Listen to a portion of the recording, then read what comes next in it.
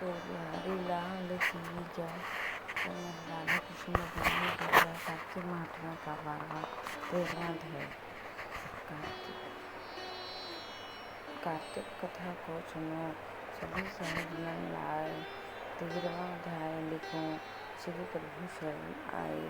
दोनों ओर से गदाओं, बाणों और शूलों आदि का भीषण प्रहार हुआ। दैत्यों के तीक्ष्ण प्रहारों से व्याकुल देवता इधर उधर भागने लगे।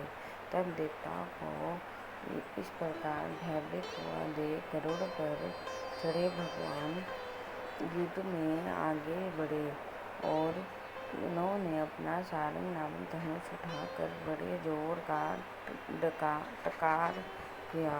त्रिलोकी स्तब्ध हो गई। पल मात्र में भगवान ने हजारों दैत्यों के सिरों को काट गिराया।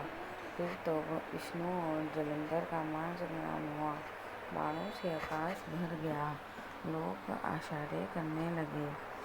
भगवान विष्णु ने बाणों के वेग से उस दैत्य की ध्वजा, छत्र और धनुष बाण काट डाले। इससे व्यवस्थित हो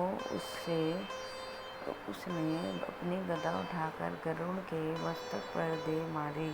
साथ ही क्रोध से उस दैत्य ने विष्णु जी की छाती में भी एक तीक्ष्ण बाण मारा। इसके उत्तर में विष्णु जी ने उसकी गदा काट दी और अपने सारंग धनुष पर बाण चढ़ाकर उसको बींधना आरंभ किया।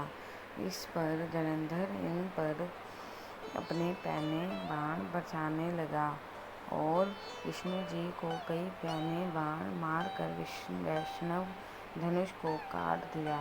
धनुष कट जाने पर भगवान ने गदा ग्रहण कर ली और शीघ्र ही जलंधर को खींच कर मारी।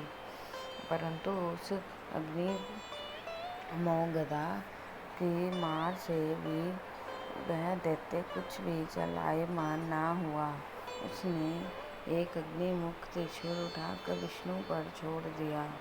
विष्णु जी ने शिव के चरणों का स्मरण कर नंदन नामक त्रिशूल से उसके त्रिशूल को छेद दिया। जलंधर ने झपट कर विष्णु जी की छाती पर एक जोर का मुष्टिक मारा।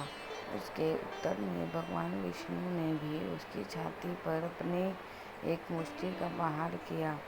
फिर दोनों घुटने टेक बाहुओं और मुष्टिकों से बाहु युद्ध करने लगे।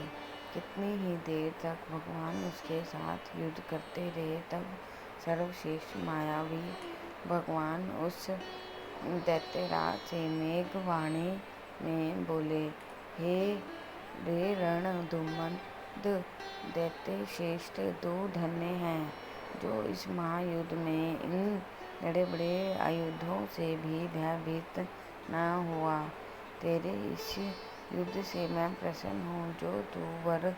जो तू चाहे वर मांग। मायावी विष्णु की ऐसी वाणी सुनकर जलंधर ने कहा, हे भावुक, यदि आप मुझ पर प्रसन्न हैं तो यह वर दीजिए कि आप मेरी बहन तथा अपने सारे कुटुंबियों सहित मेरे घर पर निवास करें। नारद जी बोले, उसके ऐसे वचन सुनकर विष्णु जी को खेद तो हुआ, किंतु उसी क्षण देवेश ने तथास्तु कह दिया। अब विष्णु जी सब देवताओं के साथ जलंधरपुर में जाकर निवास करने लगे। जलंधर अपनी बहन लक्ष्मी और देवताओं सहित विष्णु को वहाँ पाकर बड़ा प्रसन्न हुआ। फिर तो देवताओं के पास जो भी रत्नादि थे सबको ले जलंधर पृथ्वी पर आया। निशुंभ को पाताल में स्थापित कर दिया और देव, दानव, यक्ष, गंधर्व, सिद्ध, सर्प, राक्षस, मनुष्य आदि सबको अपना वंशवर्ती बनाकर त्रिभुवन पर शासन करने लगा। उसने धर्मानुसार सब पुत्रों के समान प्रजा का पालन किया।